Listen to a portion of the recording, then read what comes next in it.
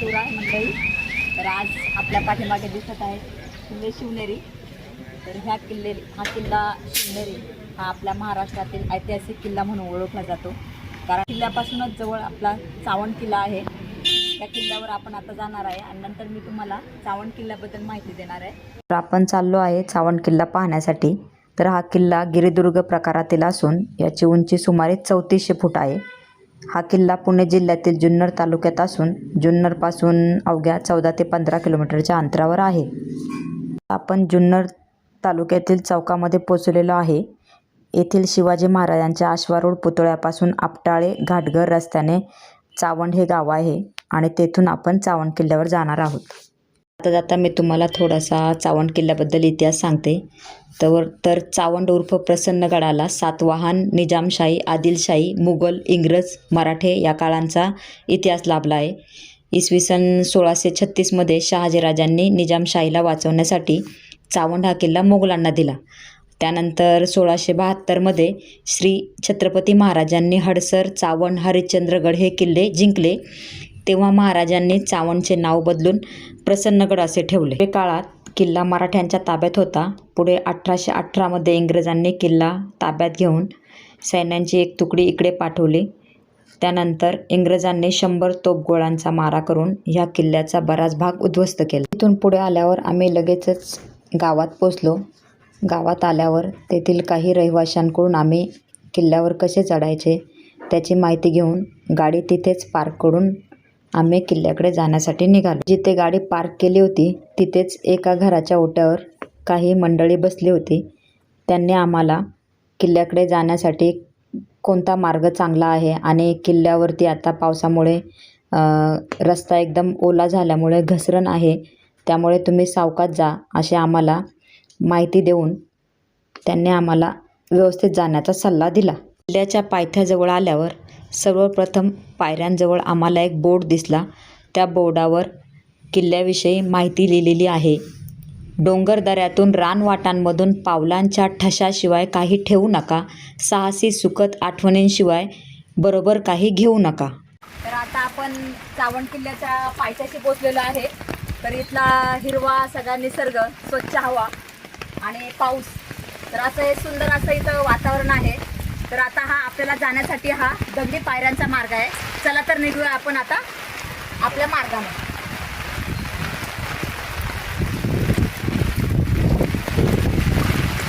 वर जाताना साधारणतः 300 ते 400 पायऱ्या आहेत. पायऱ्या असल्यामुळे गड चढणं तसं सोपं वाटत आहे, पण नंतर पुढे गेल्यावरती पायऱ्यांमधले अंतर उंच उंच होत गेल्यामुळे गड चढताना आमची एकदम दमछाक झाली होती. गड चढत असताना काही पर्यटक वरून खाली उतरत होते. त्यांना मी सहजच विचारले की अजून किती अंतर आहे वरती जाण्यासाठी. तेव्हा ते म्हणाले की अजून बरंच अंतर बाकी आहे. हे ऐकून मला भर पावसामध्ये घामच फुटला.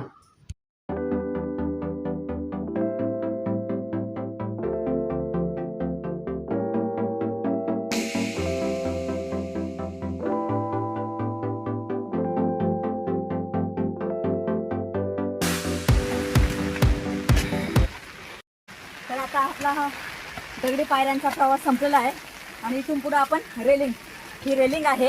ह्या रेलिंगद्वारे आता आपण पुढे जाणार आहे. तर पहा अजून आपला किल्ला किती उंच आहे. बरेचसे लोक चढाई करत आहेत किल्ल्यावरती.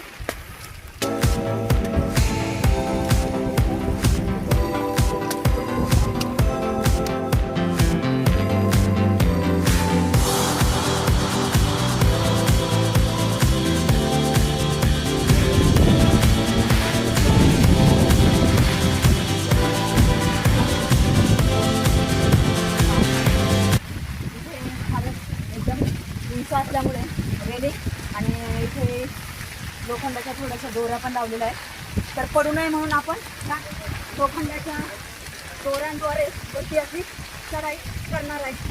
तर जपून चढाई करायचं आहे. पाय घसरण्याची शक्यता आहे.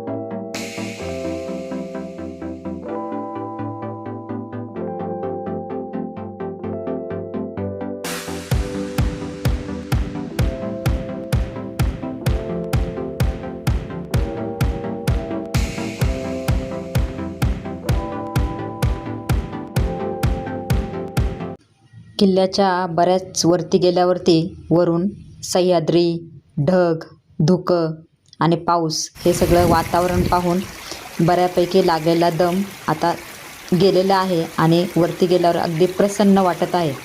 तर थोड्याच वेळात आपण आता गडाच्या मुख्य दरवाजाजवळ पोहोचणार आहे. आता आपण किल्ल्याच्या मुख्य प्रवेशद्वाराजवळ पोहोचलेलो आहे. या प्रवेशद्वाराजवळ आल्यावर असं दिसलं की या मुख्य दरवाजाची रचना ही वैशिष्ट्यपूर्ण केलेली आहे. तर आपण सरळ आल्यावरती हा दरवाजा काटकोनात आहे, कारण तोफगोळ्यांचा मारा आणि शत्रूंचा डायरेक्ट अटॅक टाळण्यासाठी अशी रचना केलेली आहे. वरती प्रवेशद्वारावर गणेशाची मूर्ती कोरलेली दिसली. याचं नाव प्रसन्नगड असं नंतर ठेवण्यात आलं.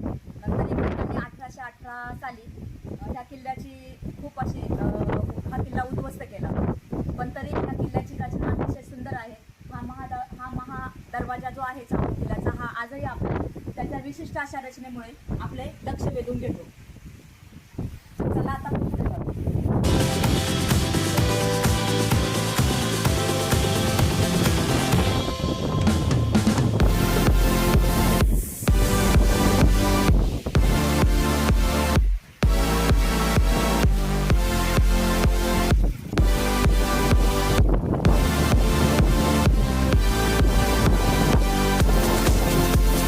मुख्य दरवाजापासून वर आल्यावर तेथे गस्तीचा मार्ग आणि तटबंदी आहे.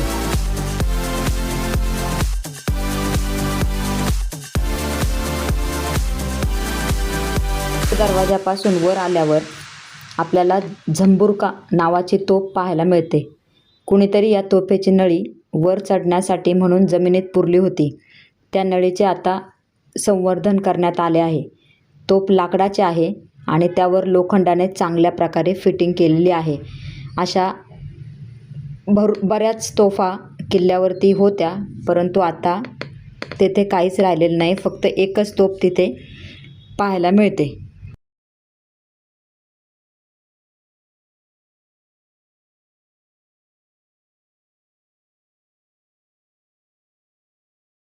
तेथून पुढे गेल्यावर डाव्या बाजूला पुष्करणी तलाव आहे आणि उजव्या बाजूला सदर आहे. गवत खूप वाढल्यामुळे सदरचा भाग अस्पष्ट दिसत आहे.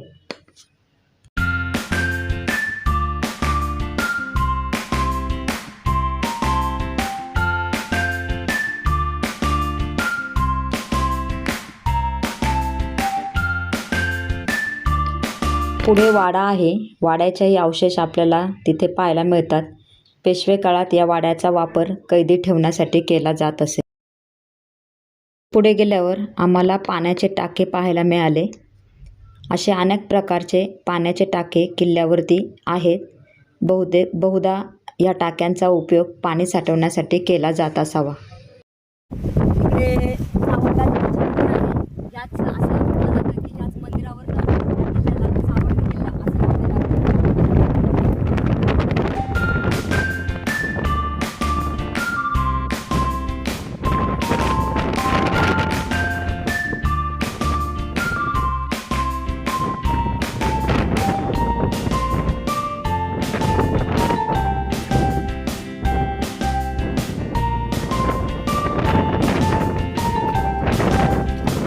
चावंडा देवी मंदिराकडे जाणारा रस्ता अगदी भूलभुलैया सारखा आहे आणि मावळपट्ट्यात आपल्याला केळीची, सागाची आणि काताची झाडे जास्त प्रमाणात पाहायला मिळतात.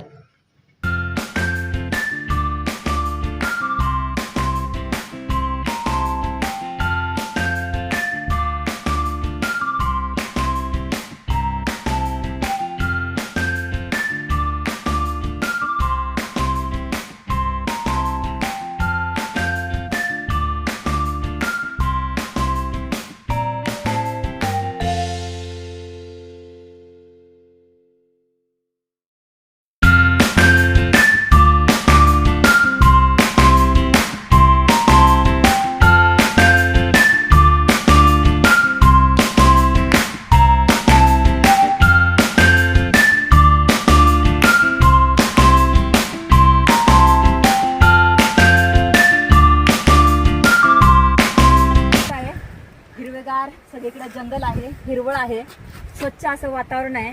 खूप असं दम लागलाय वर चढताना. पण ह्या वातावरणामुळे, स्वच्छ अशा छान अशा वातावरणामुळे मन अगदी प्रसन्न होऊन गेलेलं आहे आणि काही वाटत नाही की आपण वरती एवढ्या वरती चढतोय.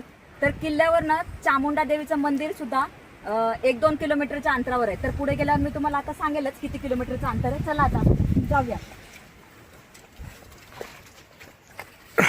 मंदिराकडे जात असताना आम्हाला पुण्यातील वारजे येथून काही लोक आलेली रस्त्यात भेटली आणि मग मी त्यांची थोडी मुलाखत घेतली. तुम्ही कुठून आले? आम्ही पुण्यावरून आलो, वारजे. वारजेवरून. म्हणजे ट्रेकिंग साठी आले की ह्या नाही, आम्ही देवीचं? ह्या गावामधली जी लोक आहेत त्या लोकांना आहे ना फळझाडांचं मोफत वाटप करायला आलो. अच्छा, छान आमचं छान. साक्षी फाउंडेशन नावाची संस्था आहे अच्छा. आणि आमची संस्था किल्ल्यांच्या पायथ्याला ज्या वस्त्या आहेत तर त्या लोकांना आंबा, फणस, त्यानंतर चिंच, त्यानंतर आवळा, पेरू अशी फळझाडं मोफत देते. मग ती झाडं त्यांनी लावावीत, वाढवावीत आणि त्याची जी फळं आहेत ती त्यांची मुलांना आत्मसात खातात, असा त्याच्या मागचा उद्देश आहे. प्रत्येक किल्ल्याच्या तुम्ही जाता का? हा प्रत्येक हा किल्ल्याचा बरेच. ट्रेकिंग हो, करता? हो. अच्छा. आतापर्यंत किती किल्ले झालेत काही? खूप. आता हे चव्हाण काका आहेत आमचे सिनियर, हा. त्यांचा सिंहगड किल्ला 2000 पेक्षा जास्त वेळा झालेला आहे. काकांचं तुमचं वय किती असेल आता? 72. काकांचं वय आता 72 आहे. 72 आहे. बघा काकांचा उत्साह.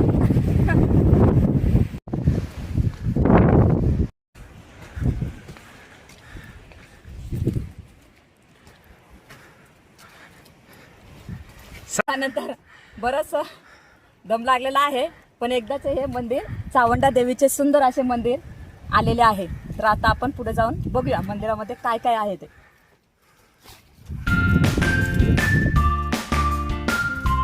पाऊस येईल का?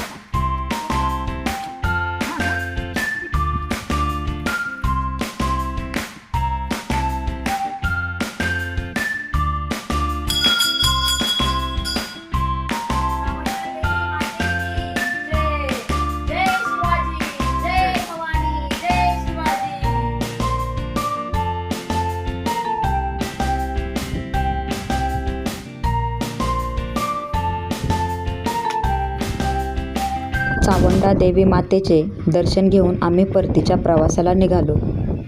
किल्ल्यावर पाहण्यासारखे अजूनही बरंच काही होते, परंतु धुके असल्यामुळे, शक्य नसल्यामुळे आम्ही परतीच्या प्रवासाला जाण्यासाठी निघालो. आता हे बघा, तुम्ही एवढं सगळं पाहिलं, एवढा निसर्ग, म्हणजे किल्ला आहे, वातावरण. इकडे या, कॅमेरा घेऊन जर येत आहे या ठिकाणी फिरायला येत आहे तर हे बघा, इथं प्लॅस्टिक आहे. हे इतकं हानिकारक आहे निसर्गासाठी. तुम्ही येत आहे तर याची काळजी घ्या. ही एक सूचना आणि संदेश आहे माझ्याकडून तुम्हाला. जर येत आहे पर्यटनासाठी तर थोडी सुद्धा आपल्याकडून कचरा किंवा प्लॅस्टिक या किल्ल्यांवर आपल्याला तर जपता आले नाही किल्ले. हे जेवढे जपले तेवढे तर जपून ठेवा, असा एक संदेश आहे. थोड्या वेळापूर्वी आपण परतीचा प्रवास सुरू केला, पण हा जो रेलिंगद्वारे पायऱ्या चढण्याचा प्रवास जितका आपल्याला थरारक वाटला त्यापेक्षा कितीतरी पटीने तो उतरताना जास्त थरारक वाटला. ह्या जर रेलिंग नसत्या तर तो अतिशय अवघड झाला असता, पण रेलिंगमुळे तो जरा सोपा झाला आहे. पावसाळ्यात येताना आपण नक्की काळजी घ्या. तर फायनली आपण हा ट्रेक पूर्ण केलेला आहे. तुम्हाला माझा व्हिडिओ आवडला असेल तर लाईक करा आणि चॅनलवर नवीन असाल तर सबस्क्राईब करा. जय शिवराय.